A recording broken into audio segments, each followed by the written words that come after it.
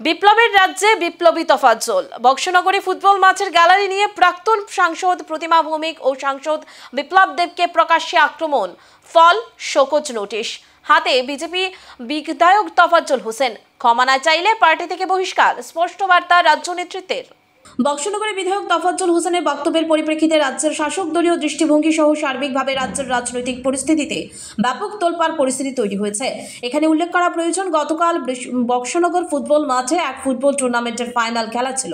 ওই খেলায় বিপুল সংখ্যক সাধারণ মানুষের উপস্থিতিতে প্রধান আমন্ত্রিত অতিথি বিজেপি দলের প্রদেশ সভাপতি রাজীব ভট্টাচার্যের উপস্থিতিতে স্থানীয় বিধায়ক তফাজ্জল হোসেন ওনার আলোচনার অংশ হিসেবে রাজ্যের প্রাক্তন মুখ্যমন্ত্রী সাংসদ বিপ্লব কুমার দেব এবং প্রাক্তন কেন্দ্রীয় প্রতিমন্ত্রী প্রতিমা ভৌমিকের বিরুদ্ধে সুর চড়ান। বিধায়ক দাবি করেন, সংশ্লিষ্ট এলাকার খেলার মাঠের গ্যালারি মেরামত করার জন্য বারবার দাবি করা হলেও বিপ্লব কুমার দেব থেকে শুরু করে প্রতিমা ভৌমিক কেউই সাহায্য করেননি।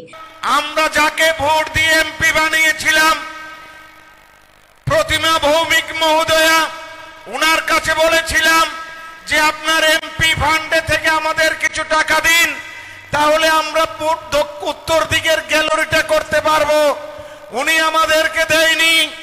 তারপর আমরা যাকে ভোট দিয়ে পাস করেছি বিপ্লব দেব মহোদয় এমপি, তিনি উনাকে বলেছিলাম যে আমাদের কিছু টাকা দেওয়ার জন্য দেয়নি। কিন্তু যাকে ভোট দেয়নি বন্ধু, আপনারা কেউ ভোট দেননি, কিন্তু আমি দিয়েছিলাম একটা ভোট। একটা ভোটের বিনিময়ে যিনি আজকে রাজ্যসভার এমপি, আজকে ঐতিহাসিক মুহূর্তের সাক্ষী হতে আসছেন, তিনি হলেন আমাদের রাজ্যসভার এমপি রাজীব ভট্টাচার্য মহোদয়। ওনাকে যখন বললাম, স্যার আমাদের মাঠটার মধ্যে দর্শক জায়গা দিতে পারছি না, আমাদের গ্যালারি নেই উত্তর প্রান্তে, সাথে সাথে তিনি বললেন যে আমি তোমাকে দেব।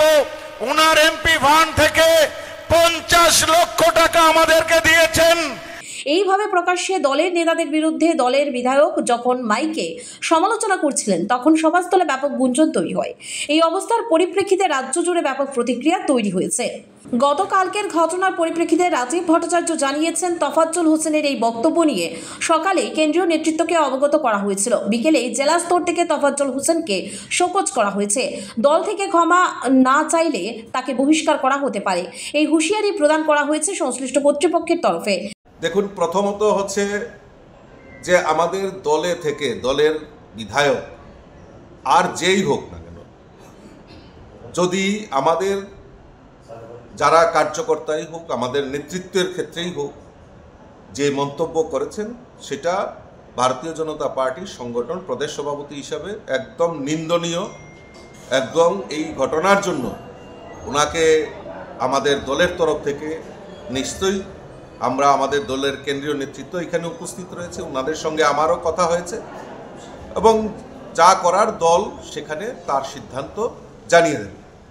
এই ঘটনায় রাজনৈতিক বাগান আরও সরসার হয়ে ওঠায় এখন দেখার বিষয় কেন্দ্রীয় স্তর থেকে কিসে এবং কী ধরনের শাসনতান্ত্রিক সিদ্ধান্ত আসে।